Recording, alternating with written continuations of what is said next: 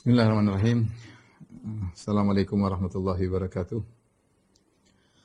Alhamdulillahi ala ihsanihi wa syukru lahu ala taufiqihi wa amtinani. Asyhadu an la ilaha illallah wahdahu la syarika lahu ta'ziman li sya'ni.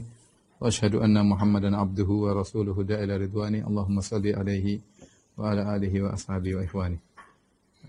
Kawan-kawan sekalian, teman-teman yang dirahmati Allah Subhanahu wa taala di Muscat, di Abu Dhabi dan yang lainnya ya. InsyaAllah pada kesempatan kali ini kita akan melanjutkan pembahasan kita tentang al-iman bir rasul, keimanan kepada para rasul, dan kita akan masuk pada poin berikutnya tentang hakikatun nubuwah, apa sih hakikat dari kenabian, dan juga kita akan singgung tentang tugas-tugas para rasul ya.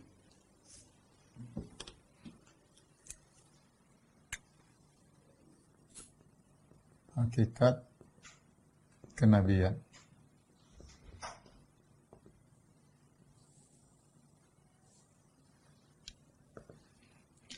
Hakikat kenabian ada menurut Ahlus Sunnah wal Jamaah ya.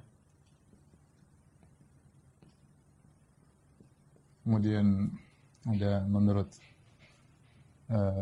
Mu'tazilah. Kemudian diantaranya menurut Asy'ariyah. Kemudian di antaranya adalah menurut falasifah. Dan di antaranya menurut batiniyah. Ya. Ya. Adapun menurut Ahlus Sunnah wal Jamaah, bahwasanya kenabian adalah anugerah. Ya. Adalah anugerah dari Allah. Dari Allah. Ya. Kepada siapa yang Allah pilih.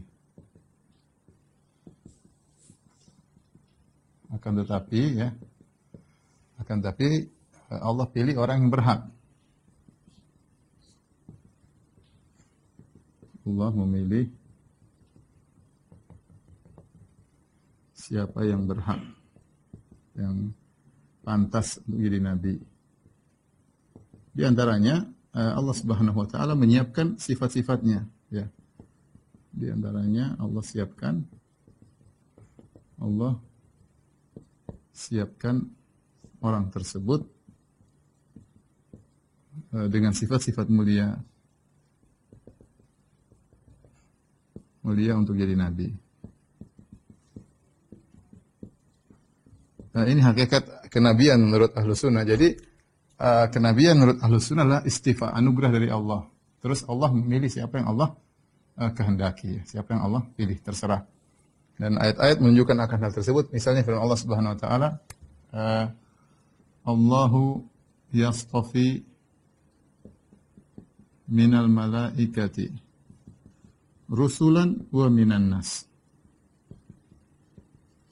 Artinya Allah memilih para rasul dari kalangan malaikat dan dari kalangan manusia. Allah memilih para rasul dari kalangan malaikat dan manusia.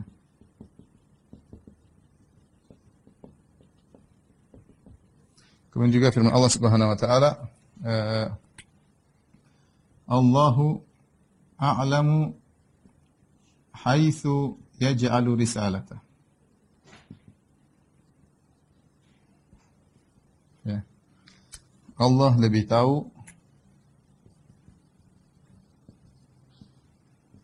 tahu di mana Allah letakkan risalahnya.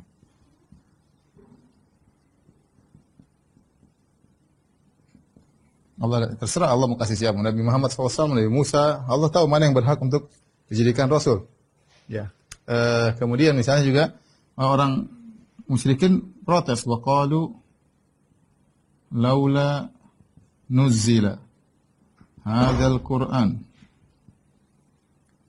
ala rajulin minal qaryataini azim. Ahum yaqsimuna rahmat rabbik.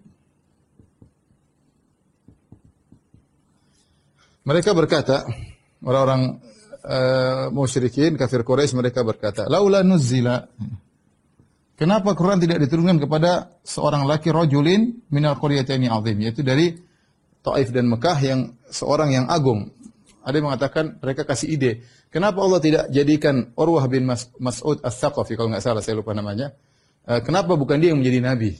Kenapa Muhammad sallallahu alaihi wasallam? Jadi mereka protes, kata mereka, mereka berkata,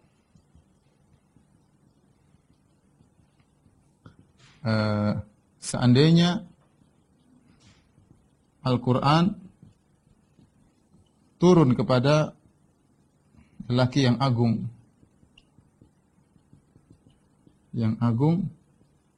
ya, dari dua kota ini, Taif dan Madinah. Kemudian Allah bantah, ya. Ahum yaqsimuna rahmata rabbik, apakah mereka membagi-bagi rahmat Allah? Terserah Allah. Allah mau jadi siapa nabinya, terserah Allah. Tapi yang perlu kita perhatikan sih, jadi kenabian adalah anugerah, ya. Kenabian adalah anugerah. Kemudian ini 2 poin. Pertama adalah anugerah, istifa, anugerah. Yang kedua, Allah memilih siapa yang Allah kehendaki. Tapi yang Allah kehendaki ini Allah siapkan. Makanya Nabi Muhammad SAW disiapkan oleh Allah Subhanahu Wa Taala menjadi seorang nabi dengan akhlak yang mulia, al-amin, ya. Nabi Musa alaihissalam juga demikian, ya. Kemudian Nabi Yusuf alaihissalam dengan bapaknya Nabi Yakub yang merawatnya sejak kecil sehingga menjadi seorang yang mulia. Kemudian Nabi Isa Allah siapkan dengan ibundanya dan seterusnya. Jadi Allah siapkan, Allah mengkondisikan sehingga orang tersebut berhak untuk menjadi seorang rasul. Tapi ini adalah anugerah. Baik, apa bedanya Mu'tazilah? Mu'tazilah sebenarnya mirip-mirip dengan Ahlus Sunnah, cuma dia mengatakan bahwasanya wajib bagi Allah untuk mengutus nabi. Bahkan jumhur mereka, mayoritas Mu'tazilah ada khilaf. Mereka mengatakan wajib bagi Allah untuk melakukan yang terbaik, ya. Kata mereka, yajibu 'ala Allah an yaf'alal al-aslah. Ini masalah akidah, tapi intinya mereka mengatakan wajib bagi Allah melakukan yang terbaik.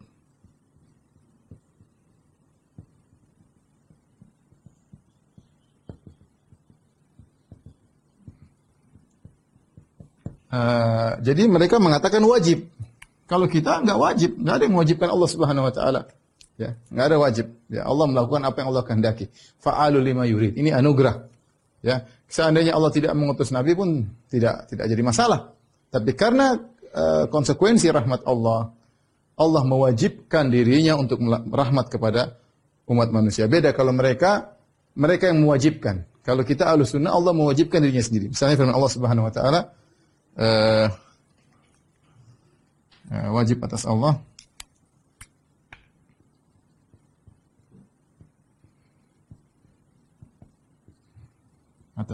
contoh, ya, contoh rahmat, ya, lihat rahmat. Kalau ahlu sunnah Allah berfirman, kataba ala nafsihir rahmah. Artinya Allah mewajibkan rahmat atas dirinya.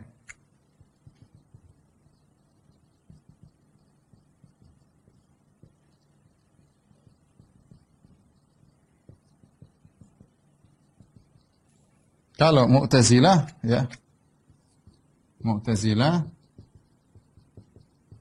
memang wajib sejak awal, ya. Wajib bagi Allah sejak awal, ya. Ini sederhananya begini. Seperti kezaliman. Kezaliman Allah mengatakan innallaha harrama fala tadzalamu. Ini inni haramtu dzulma ala nafsi fala tadzalamu. Kata Allah, wahai hamba-hambaku, aku mengharamkan kezaliman atas diriku. Maka jangan kalian berbuat zalim. Baik, Allah mampu enggak berbuat membunuh makhluk yang Dia ciptakan? Mampu. Tetapi Allah mewajibkan dirinya untuk berbuat zalim karena anugerah Allah. Jadi Allah menyatakan Dia mewajibkan ini karena anugerah darinya, karena tafaddulan. Ini karena anugerah dari Allah. Sehingga anugerah dari Allah. Sehingga Allah mewajibkan atas dirinya rahmat. Ini beda sekedar perbedaan. Jadi kita beradab kepada Allah, tidak kita katakan wajib bagi Allah untuk utus Nabi. Tidak, kita bilang enggak wajib. Tapi itu anugerah dari Allah Subhanahu wa taala. Wajib bagi Allah untuk begini. Enggak, kita siapa yang mewajibkan Tuhan? Siapa yang ada yang mewajibkan Tuhan? Dia menciptakan hambanya melakukan terserah dia. Tetapi karena anugerah yang kebaikan yang Allah miliki, maka Allah tidak mau zalim. Allah rahmat bagi hamba-hambanya. Tetapi tidak kita mengatakan wajib bagi Allah. Ini makanya ini poin yang penting, berbeda antara Ahlus Sunnah mengatakan anugerah, Mu'tazilah mengatakan wajib, ya. Bahkan Allah wajib melakukan yang terbaik. Ya, akhirnya mereka berkecamuk dalam masalah banyak permasalahan karena mereka membuat logika menganalogikan Allah dengan manusia, ya. Dengan manusia, ya. Ini pembahasannya panjang dibantah oleh Ibnu Taimiyah rahimahullah taala. Tapi saya ingin menyampaikan secara ringkas seperti ini. Jadi yang benar bahwasanya kenabian adalah anugerah, bukan kewajiban bagi Allah. Bukan kewajiban bagi Allah. Kalaupun Allah mewajibkan dirinya, itu pun karena karunia Allah, ya. Ya, karena karunia Allah. Seperti misalnya saya bilang wajib bagi saya untuk menolong anak yatim tersebut. Asalnya tidak wajib. Tapi saya mewajibkan diri saya untuk menolong anak yatim tersebut karena saya baik, misalnya demikian. Beda dengan Mu'tazilah mengatakan sejak awal memang kau wajib bantu anak yatim tersebut, ya. Tidak wajib. Anak saya ada, urusan saya. Anak yatim urusan orang, bukan urusan saya, ya. Jadi ini bedanya. Jadi kita beradab, kita tidak mengatakan wajib bagi Allah untuk mengutus Nabi, tapi kita bilang Allah dengan rahmatnya dan karunia-Nya mengutus Nabi dan memilih Nabi yang Allah kehendaki. Ini beda dari sini. Asy'ariyah berpendapat bahwasanya, ya, Allah bebas melakukan apa saja atas makhluknya dan dia tidak zalim. Sampai ada yang mengatakan di antara mereka, seandainya Allah mengazab orang soleh, Allah tidak zalim. Seandainya Allah masukkan penjahat paling besar di surga, Allah tidak zalim. Karena semua makhluk adalah milik Allah. Allah berkehendak melakukan apa saja yang Allah kehendaki. Gampangannya gini, saya yang memiliki uang, saya mau ngapain terserah saya. Ini uang saya. Saya mau bakar, saya mau uang saya. Ya. Jadi mereka mengatakan Allah bebas yatasarraf fi mulkihi. Allah bebas melakukan apa yang Allah kehendaki. Terserah Allah melakukan apa saja. Karenanya mereka mengatakan Allah bebas memilih, ya, siapa saja boleh jadi rasul. Siapa saja pantas jadi rasul. Jadi rasul terserah Allah yang milih. Yang tentukan. Nah, di sini ada bedanya dengan Ahlus Sunnah wal Jamaah. Perhatikan, kalau kita Allah milih siapa yang Allah pilih, tetapi Allah tidak milih sembarangan. Allah memilih, makanya tadi Allah memilih siapa yang pantas. Ini bedanya, ya. Maka Allah siapkan, ya. Allah milih siapa yang pantas jadi nabi. Makanya para nabi mereka punya sejarah yang baik, ya, dari awal, dari kecil. Karena mereka memang dipersiapkan oleh Allah untuk jadi nabi. Seperti Nabi Muhammad SAW dipersiapkan. Dari kelahirannya ada irhasat, ada tanda-tanda, kemudian akhlaknya dan seluruhnya. Kemudian Allah angkat dia jadi nabi.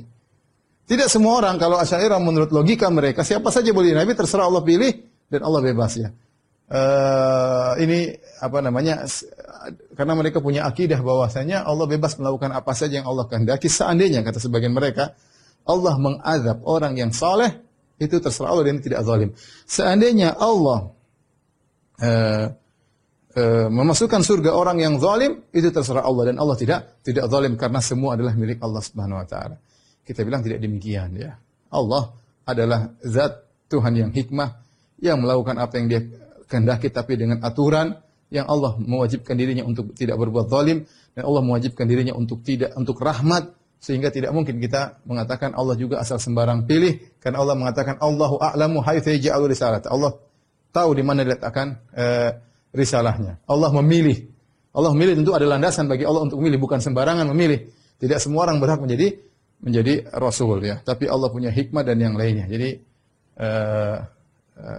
bedanya tadi ini antara Ahlussunnah Asy'ariyah dan Mu'tazilah. Baik, falasifah parah. Kalau falasifah mereka mengatakan kenabian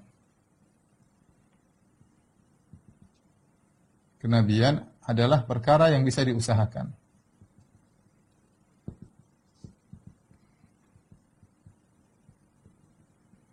Kata beliau, an-nubuwah amrun muktasab. Ini perkata Ibnu Sina dan kawan-kawannya, an-nubuwah amrun muktasab, yaitu perkara yang bisa diusahakan. Sehingga mereka mengatakan, bagaimana cara mencari kenabian? Cara memperoleh kenabian?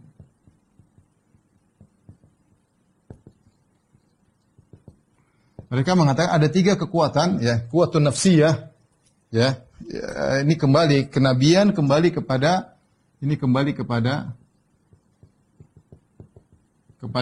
al-quwwah nafsiyah.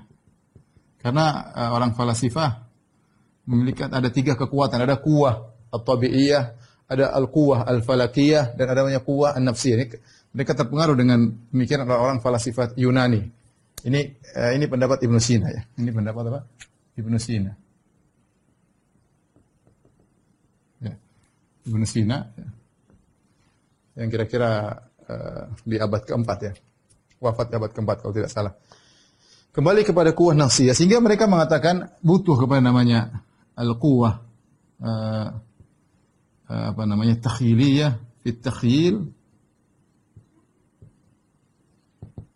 Kemudian al-quwwah al-aqliyah. Jadi ini di antaranya, saya lupa satunya lagi apa. Quwwah aqliyah atau ilmiah, ya. Jadi kata mereka kenabian itu ini memberi masalah pengkhayalan, kekuatan dalam pengkhayalan.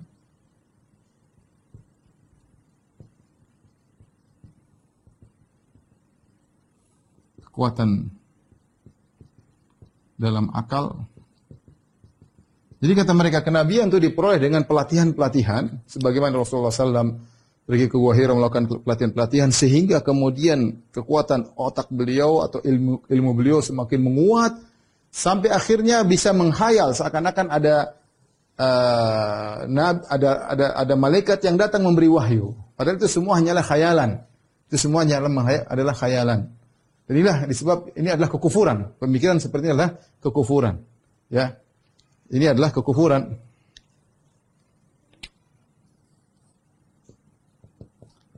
Karena dibangun di atas menafikan adanya malaikat, ya. Karena dibangun atau kita bantah saja, inilah kekufuran.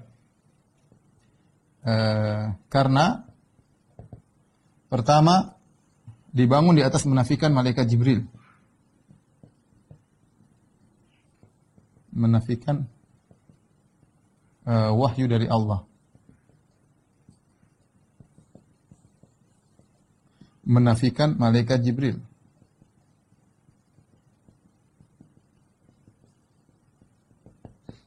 Kemudian memungkinkan adanya nabi baru.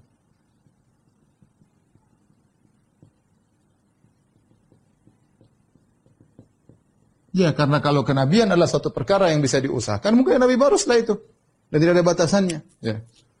Ini adalah yang benar, kenabian adalah bukan perkara yang diusahakan, tapi anugerah dari Allah Subhanahu Wa Taala.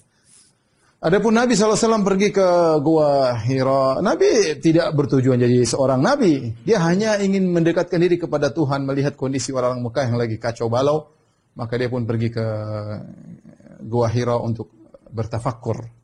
Ya tahannath, ingin beribadah kepada Allah. Dia bingung beribadah dengan caranya gimana. Makanya ketika datang malaikat Jibril, dia pun kaget. Ketakutan sampai lari, ya. Kalau dia memang sengaja untuk jadi nabi, tentu ya ini yang saya tunggu-tunggu. Ini yang saya tunggu-tunggu. Bahwasanya kekuatan khayalan saya sudah muncul, seakan-akan sudah muncul malaikat depan saya, ya. Tetapi Nabi ketika datang malaikat Jibril, Nabi ketakutan. Nabi tidak menduga dia bakalan jadi nabi, dia tidak menduga. Sampai dia pulang ketemu sallallahu alaihi wasallam, ketemu istrinya Khadijah, dia mengatakan, "Zammiluni, selimuti aku." Kenapa? Rasulullah gemetar. Sampai Rasulullah SAW mengatakan, "Laqad khashitu ala nafsi," dalam Sahih Bukhari. Aku khawatir sesuatu menimpa diriku. Jadi Nabi tidak menduga dia menjadi seorang Rasulullah sallallahu alaihi wasallam. Maka diajaklah Nabi oleh Khadijah kepada Waraqah. Kemudian diceritakan apa yang terjadi, ya. Kemudian Waraqah berkata, "Hadzan namus alladzi nazzala Allahu ala Musa." Yang datang kepadamu Jibril adalah pembawa rahasia yang Allah turunkan kepada Nabi Musa alaihissalam, ya. Jadi tidak benar ya. Perkara yang tidak yang diusahakan. Di antara bantahan ya. Di antara bantahan ya. Ya.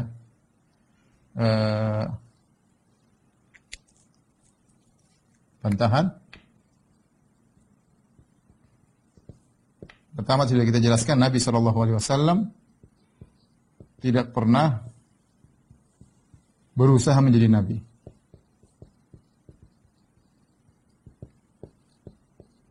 Bahkan beliau SAW bahkan beliau kaget dan takut ketika didatangi malaikat Jibril. Jibril alaihissalam. Kemudian juga contoh Nabi Isa tahu-tahu dapat mukjizat sejak kecil. Ya. Sejak kecil tahu-tahu bisa berbicara tanpa usaha. Dalam kurung tanpa usaha. Ya, yang soleha ibundanya. Contoh lagi adalah Nabi Yahya. Ya, ada yang mengatakan sejak kecil, sejak remaja sudah diangkat menjadi sejak remaja ya, diangkat jadi Rasul. Ya. Sama Nabi Yusuf alaihissalam tidak ada pergi ke sana kemari kemudian berusaha mengadakan pelatihan nggak ada. Ya, nanti kalau kita lama-lama kita bikin pelatihan jadi nabi, gimana cara jadi nabi? Ini semua adalah khurafatnya orang-orang falasifah karena mereka memang mengingkari kenubuan, kenabian ya dengan cara seperti ini. Karena mereka mengatakan kenabian adalah perkara yang diusahakan, orang memiliki kekuatan akliyah, seorang mampu berpikir dengan hebat sehingga ada khayalan-khayalan. Kemudian dia mampu untuk berbicara kepada umat sehingga memberi penjelasan-penjelasan. Makanya mereka mengatakan ya bahwasanya apa yang disampaikan oleh para nabi tersebut hanyalah khayalan-khayalan. Ini disebutkan oleh Ibnu Sina, disebut oleh Farabi dalam kitab-kitabnya, ya, tokoh-tokoh falasifah. Ya. Mereka mengatakan apa yang disampaikan oleh para nabi kepada umatnya lewat Al-Quran maupun hadis itu hanyalah perumpamaan. Jangan diambil dengan kenyataan. Hanya seperti menyatakan adanya hari kebangkitan, bahwasanya manusia akan dibangkitkan dari kuburan, kemudian dibangkitkan masuk neraka. Kata mereka semua hanya khayalan. Semua hanyalah khayalan yang hakikatnya tidak demikian. Ya. Makanya Ibnu Sina menolak adanya kebangkitan jasad. Dia hanya mengatakan kebangkitan ruh. Ya, sehingga dikafirkan oleh Ghazali. Tapi intinya mereka membangun akidah mereka di atas falsafah, di atas mantik, ilmu mantik yang mereka ambil dari Aristo dan Plato dan Socrates dan yang lainnya. Taib. Yang terakhir masalah batiniyah. Firqah batiniyah. Batiniyah itu apa? Yaitu yang meyakini ada tafsiran batin pada ayat-ayat, pada nas-nas syar'i. Baik Al-Quran maupun hadis. Ini ada tafsir batin. Kalau yang kita baca tafsir zahir. Mereka punya tafsir batin. Contoh yang sering disebut oleh para ulama seperti Qaramitah. Qaramitah mengatakan seperti haji. Kalau kita haji ya pergi ke Mekah, kain ihram, kemudian berhaji. Kata mereka enggak, haji artinya al-qasdu. Qasdu artinya bertujuan. Maksudnya apa? Menziarahi para guru-guru. Puasa, kalau kita puasa menahan. Al-imsak. Imsak apa? Menahan makan, menahan minum, menahan syahwat. Dari terbit subuh sampai terbit fajar sampai terbenam matahari. Kata mereka enggak. Puasa artinya menahan rahasia. Jangan sampai diketahui orang. Contoh, itu tafsir-tafsir batin. Tafsir-tafsir batin yang mereka sampaikan ya. Sampai ada yang pernah bertanya. Saya pernah ditanya. Orang, coba, innama yakhshallah min ibadihil ulama. Kalau kita bahasa Indonesia, innama yakhshallaha min ibadihil ulama. Semua yang takut kepada Allah hanyalah ulama. Kata dia, kamu tahu enggak sebenarnya ada bacaan lain. Innama yakhshallahu min ibadihi al ulama'a. Dibalik. Jadi objek jadi subjek jadi objek. Kalau kita kan yang takut kepada Allah adalah ulama. Mereka artikan balik. Sungguhnya Allah itu hanya takut kepada ulama. Sungguhnya Allah itu hanya takut kepada ulama. Allah jadi subjek, ulama jadi objek. Ini tafsir dari mana seperti ini? Tapi namanya batiniyah, ini hadis wala haraj, banyak model-modelnya. Ya, punya tafsir batin dan ada orang Syiah yang juga demikian dan banyak. Mereka menganggap Mereka menganggap bahwasanya kenabian adalah kebaikan. Ya. Sebagaimana ilmu-ilmu, ya, ilmu-ilmu politik dan siasat. Ya. Bisa diyakini, bisa juga tidak. Ya. Sehingga mereka punya cara sendiri untuk beribadah kepada Tuhan. Ya, kita kenabian ya, kata mereka sama seperti ilmu-ilmu yang lain, manfaat. Kalau enggak ya kita ambil separuh, kita buang separuh, terserah. Jadi sekedar Allah ada nabi yang kemudian mengajarkan ilmu yang bermanfaat, boleh kita pakai, boleh enggak, ya. Ya. Boleh diamalkan, boleh tidak. Atau boleh diamalkan sebagian.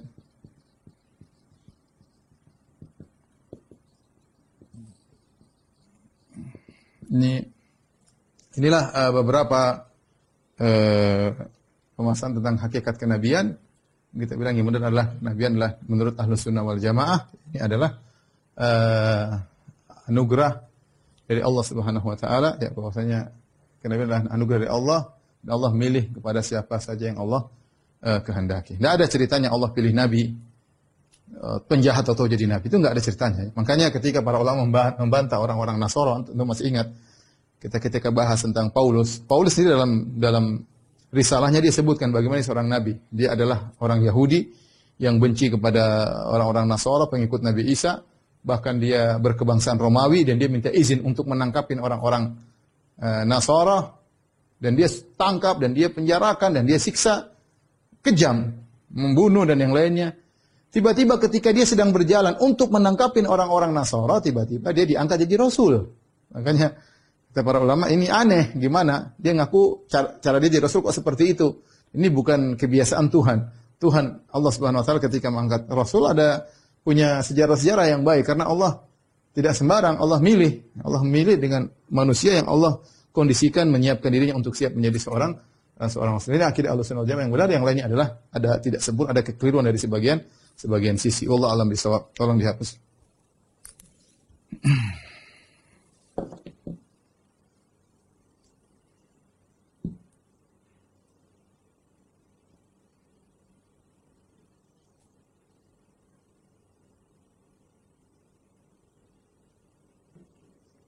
InsyaAllah pekan depan kita akan bahas juga di antara sifat-sifat Rasul, ada perkara yang penting mengenai masalah mukjizat. Masalah mukjizat juga sini ada penyimpangan antara akidah Ahlussunnah yang diselisih oleh orang-orang Asy'ariyah dan Mu'tazilah dan yang lainnya, insyaallah akan kita bahas pada pertemuan depan. Tapi insyaallah pada kesempatan kali ini kita akan bahas tentang tugas-tugas para nabi dan rasul, ya. Tugas-tugas para nabi dan rasul.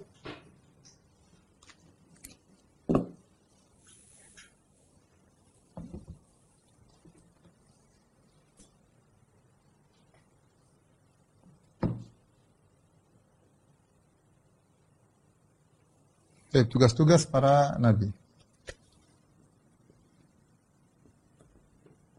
Tugas-tugas mereka tentu sangat banyak, ya. Ya, tetapi di antaranya adalah mengenalkan Tuhan kepada mereka, mengenalkan Tuhan, yaitu Allah, kepada manusia. Ya. Karena tidak mungkin, jadi Allah gaib, ya. Ya. Maka tidak mungkin otak kita,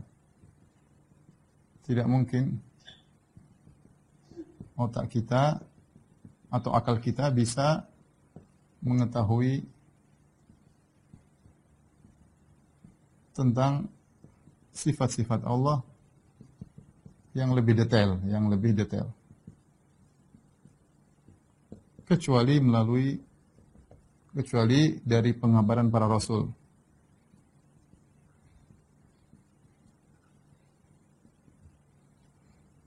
Ya. Kita bisa tahu tentang Tuhan secara global, Tuhan ya, karena kita punya fitrah Tuhan secara global. Otak bisa tahu secara global ya. Akal hanya bisa tahu secara global. Akal hanya bisa tahu sifat-sifat Tuhan pencipta secara global. Ini tidak kita pungkiri ya. Kita mengatakan Tuhan Maha Kuasa ya, Tuhan berkehendak. Ini secara global bisa. Tuhan itu ada, Tuhan Maha Sempurna, seperti itu ya. Tuhan Maha Melihat, Tuhan Maha Mendengar mungkin. Tapi kalau detail, Allah sifatnya Al-Halim, Al-Ghafur, kemudian Syadidul Iqab, misalnya siksaannya keras. Dan selanjutnya, Allah Maha Pengampun, Allah Maha Pemaaf, Allah Maha Menutup aib, dan seterusnya tidak ada yang bisa tahu. Kenapa? Karena ilmu manusia dibangun di atas analogi terhadap apa yang dia lihat. Ya, apa sumber ilmu kita? Sumber ilmu kita kata Allah wa ja'alakumus sam'a wal absara wal afidah. Kita punya pendengaran, kita punya penglihatan, ya. Kita punya hati, kita bisa meraba, kita bisa merasa. Dari sinilah kita membangun database dari apa yang kita tangkap dari panca indera. Kemudian kita menganalogikan sesuatu dengan apa yang kita tangkap. Tapi ketika kita berbicara tentang Tuhan, analogi tersebut tidak berjalan. Kenapa? Karena tidak bisa dikiaskan antara yang makhluk dengan sang pencipta. Dari situ kalau kita baca, ya misalnya kita baca bagaimana falasifah, orang-orang falasifah Yunani, seperti sebelumnya Protagoras, ya kemudian selain Protagoras kemudian muncul namanya Sokrates, kemudian muncul namanya Plato punya murid namanya Aristoteles, ya. Mereka berbicara tentang Tuhan. Jadi mereka orang falasifah, mereka berbicara falasifah Yunani ya. Mereka bukan Yahudi, mereka bukan Nasara, mereka juga bukan Islam. Mereka berbicara tentang fisika. Mereka bicara tentang tabi'ah itu misalnya fisika, kemudian kimia. Mereka bicara tentang kemanusiaan. Sebagian mereka berbicara tentang politik. Dan mereka mahir dalam berbicara. Sampai sekarang ilmu mereka dipakai. Hebat. Akal mereka jebar, akal yang hebat. Semua orang mengakui. Ya. Bicara tentang matematika, mereka luar biasa. Ya. Kita akui mereka semua. Mereka punya jasa dalam perkembangan ilmu. Tetapi ketika mereka berbicara tentang ma wara'at tabi'ah, tentang gaib, metafisika, sesuatu di balik fisika, kimia, biologik dan yang lainnya, maka mereka ngawur. Mereka hanya bisa mengatakan Tuhan ada. Karena Plato punya buku The Laws of Plato, ya, diterjemahkan juga dalam bahasa Arab. Ya, saya baca bahasa Arab tentunya. Al-Qawanin li Platon, ya. Dia bahas ya tentang masalah ketuhanan, ya. Tapi ngawur akhirnya. Dia bilang Tuhan itu begini, Tuhan. Pakai logika dia. Ada semacam diskusi dia tulis pada buku yang ke-10, ya. Dia jelas tentang Tuhan. Ngawur. Secara umum dia benar Tuhan itu ada. Dia bilang bagaimana orang-orang tidak percaya Tuhan, itu hanya sedikit, kebanyakan orang percaya Tuhan, ya. Tapi ternyata salah dia dalam mendefinisikan Tuhan. Kenapa? Karena mengetahui Tuhan harus dengan wahyu. Itulah fungsinya para nabi. Oleh karenanya, kalau kita baca tentang sejarah mereka, contoh Protagoras, ya. Dia muncul sekitar abad ke-6 sebelum Masehi. Dan dia adalah tokoh yang luar biasa. Dia yang pertama kali membuat filsafat hebat terkenal. Dia artinya ahli dialog. Ya, disebut dengan sofism atau dalam bahasa Arab safsatah, aliran safsatah, yang itu yang meragukan segala sesuatu, yang mengatakan bahwasanya kebenaran adalah relatif, kembali kepada tidak objektif tapi subjektif, tidak objektif, dan banyak pembahasannya banyak. Intinya akhirnya dia mau ditangkap sama kerajaan. Kenapa? Karena akalnya mengatakan ketika ditanya, Tuhan dewa-dewa ada tidak? Orang ini meyakini dewa. Kata dia, dewa ya mungkin ada mungkin enggak. Umur saya terlalu pendek untuk menjelaskan tentang para dewa tersebut. Akhirnya dia mau ditangkap, dia kabur, kemudian naik kapal tenggelam. Setelah itu muncullah namanya Sokrates. Sokrates ini gurunya Plato dan dia membantah madhab relativisme. Dia ingin menjelaskan ada perkara yang absolut, ya. Intinya bicara tentang hakikat, dia berbicara sampai akhirnya dia mendebat banyak orang, ya. Akhirnya dia berbicara tentang Tuhan, dia mengkritiki sebagian dewa dan dia menetapkan dewa yang lain. Ya, perhatikan. Dia mengkritisi sebagian dewa dan dia menetapkan sebagian dewa yang lain menurut logika akal dia, ya. Tanpa wahyu. Ya, dia sudah berusaha Sokrates, akhirnya dihukum mati ketika umur 70-an, kemudian dihukum mati, kemudian murid-muridnya suruh dia untuk berubah pikiran, dia tetap bersikeras bahwasanya dia menyelisihi tentang permasalahan Tuhan, akhirnya dihukum mati dengan minum racun ya. Ceritanya tragis ya, ceritanya tragis kalau kita baca, intinya muridnya yang bikin racunnya, kemudian dia minum, kemudian bertahan, kemudian meninggal dunia. Akhirnya punya murid namanya Plato ya. Plato inilah yang kemudian juga berbicara tentang metafisika, tapi semuanya ngawur. Kemudian ada Aristoteles berbicara juga tentang masalah Tuhan ya. Bikin aturan-aturan tentang masalah Tuhan ya, yang diadopsi oleh sebagian oleh orang-orang falasifah muslimin seperti Farabi, kemudian Ibnu Sina, kemudian diadopsi lagi oleh orang-orang Asy'ariyah. Tapi intinya saya ingin sampaikan bahwasanya kalau tidak ada Rasul, secara logika itu tidak akan bakalan bisa mengenal Tuhan secara detail. Mau akal sehebat apapun nggak bisa. Ya, karena akal kita terbatas. Allah menciptakan akal kita terbatas.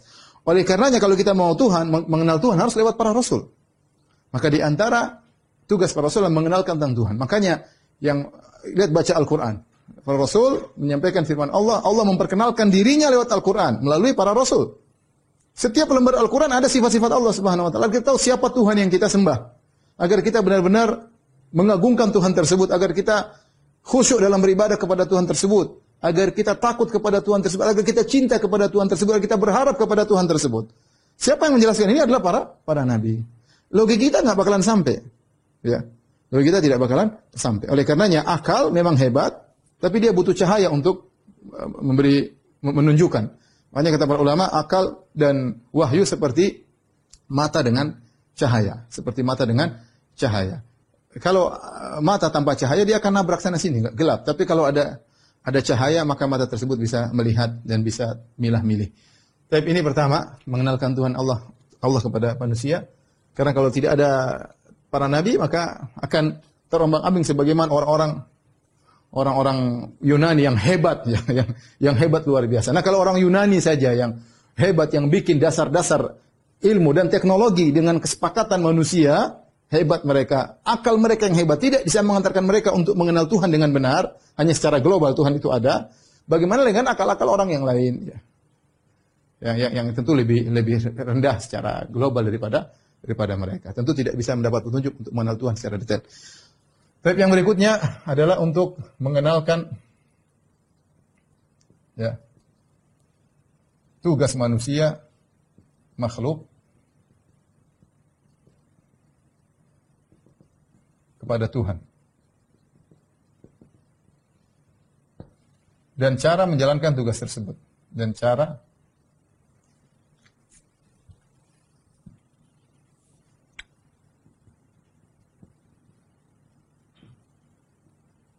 menjalankan tugas tersebut. Allah berfirman, "Wa ma khalaqtul jinna wal insa illa liya'budun."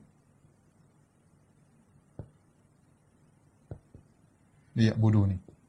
Tidaklah aku ciptakan jin manusia kecuali untuk beribadah kepadaku. Tidaklah.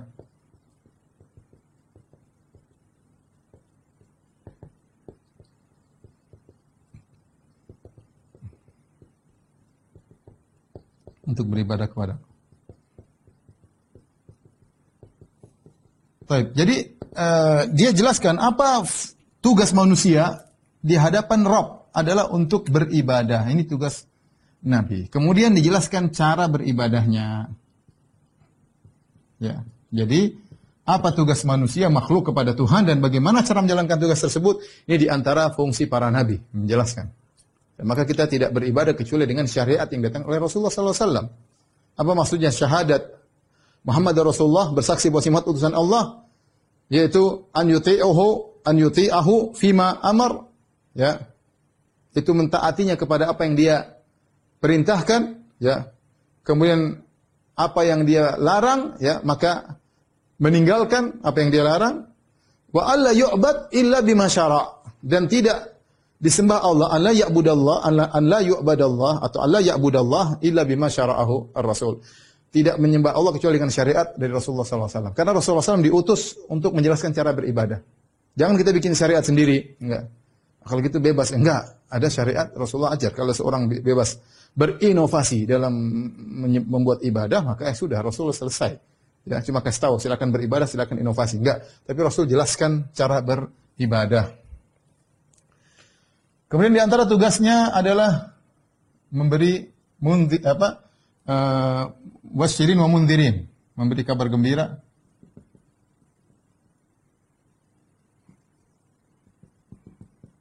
dan peringatan. Basyira wa nadhira, memberi kabar gembira, memberi peringatan ya tentang adanya surga di akhirat, adanya neraka di akhirat.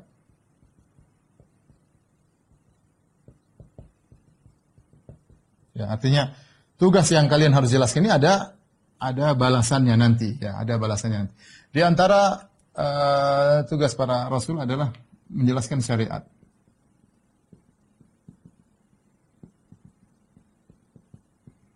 Secara detail. Ya. Ikhwan yang rahmati Allah Subhanahu wa taala, Allah yang lebih tahu mana yang lebih maslahat, mana atau apa yang lebih maslahat.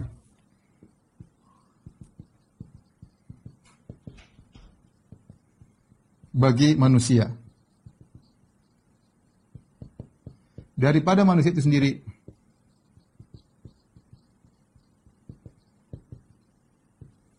Makanya Allah turunkan syariat. Karenanya Allah turunkan Al-Quran. Allah turunkan syariat. Untuk Islam adalah Al-Quran dan hadis. Al-Quran dan hadis. Ya. Dan ini benar. Ya, akhi, ente tidak tahu kemaslahatan Anda kecuali Allah yang lebih tahu. Ya. Allah yang lebih tahu. Allah yang ciptakan kita. Allah lebih tahu kondisi alam bagaimana. Allah tahu tentang hati, sifat hati manusia. Allah tahu bagaimana manusia punya ammaratun bisu, jiwanya menyuruh kepada keburukan. Allah tahu itu semua. Maka Allah bikin aturan yang pas bagi seluruh manusia. Turunlah Al-Quran, undang-undang, hukum-hukum. Tapi manusia tidak mau. Manusia maunya bikin undang-undang sendiri. Lihat undang-undang yang dibuat oleh manusia. Undang-undang, nanti expire, bikin undang-undang, didebat, didemonstrasi, ya, orang ribut, bikin undang-undang, menguntungkan sebagian yang lain, mendolimi yang lain. Undang-undang dijadikan sampah, dibuang ganti undang yang baru, dan demikian. Berubah terus. Kenapa tidak tunduk kepada syariat yang para nabi telah bawa, syariat Allah Subhanahu wa taala? Bahagia, keselamatan, adil, lengkap seluruhnya. Tapi demikianlah manusia, ya, mereka punya hawa nafsu, ya, merasa lebih tahu tentang masalah mereka daripada Rabbul Alamin. Oleh karenanya, saya katakan di antara tugas para rasul adalah menjelaskan syariat. Dan inilah kebahagiaan. Makanya Al-Quran sumber kebahagiaan. Ya, sumber kebahagiaan. Toha, ma anzalna alaikal Qur'ana litashqa. Kami tidak turunkan Al-Quran kepada engkau untuk kau menderita, wahai Muhammad. Tapi agar kau bahagia. Semakin kita dekat dengan Al-Quran, semakin bahagia. Semakin kita menjalankan peraturan Al-Quran, semakin bahagia. Semakin selamat, semakin lurus, semakin bahagia semua. Tapi manusia meninggalkan Al-Quran. Allah musta'an. Kemudian yang bisa saya sampaikan terakhir pada kesempatan kali ini adalah untuk menjadi teladan. Untuk menjadi teladan bagi manusia. Karenanya yang diutus adalah Rasul dari kalangan manusia. Dari manusia. Min anfusikum. Ya, bukan malaikat. Bukan malaikat. Ya. Meskipun orang-orang musyrikin ingin Rasul tersebut malaikat, mereka ingin. Bahkan mereka protes kepada Nabi. Wa qalu ma li hadzal rasul ya'kulu ta'am wa yamshi fil aswaq. Rasul macam apa ini jalan di pasar, makan makanan. Ya.